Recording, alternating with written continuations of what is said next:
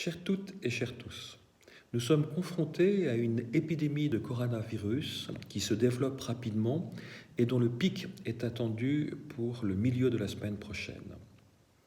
J'ai tout d'abord une pensée pour tous ceux qui sont touchés par ce virus et en premier lieu par le corps médical qui est en première ligne pour assurer notre protection.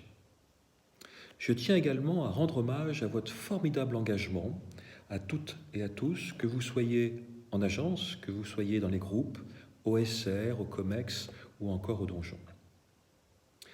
Tous les jours, je réunis une cellule de crise par visioconférence qui adapte en permanence notre plan de crise à l'évolution de la situation en ayant toujours en tête un double objectif. Le premier objectif, c'est d'assurer la continuité de service à nos clients. Notre activité bancaire est essentielle au bon fonctionnement de notre pays. Le deuxième objectif, c'est d'assurer votre protection. Une série de mesures ont d'ores et déjà été prises, comme par exemple la limitation de l'ouverture au public à un créneau de 10h à midi pour les clients qui ont pris rendez-vous. Du matériel de protection, que ce soit des hygiaphones, du gel hydroalcoolique, est en cours d'acheminement dans toutes les agences de la région. Nous avons aussi décidé de retarder l'ouverture des collaborateurs à 9h et d'accélérer la fermeture de l'agence à 17h.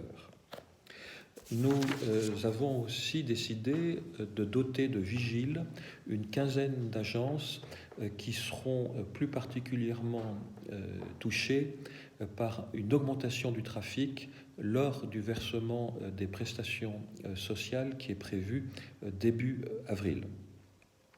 Lorsqu'il y a un cas suspect, nous condamnons le bureau du collaborateur dans l'attente de sa désinfection et nous demandons au collaborateur de rester confiné à son domicile. Ce que je vous demande également, c'est d'être présent auprès de nos clients, de leur montrer que nous sommes à leur côté dans ces difficultés, de prendre de leurs nouvelles et de les accompagner dans ce moment difficile. Chères toutes et chers tous, je vous remercie à nouveau de votre formidable engagement et je pense que c'est en restant unis, solidaires, disciplinés, comme nous le sommes actuellement, que nous pourrons vaincre cette épidémie. À très bientôt.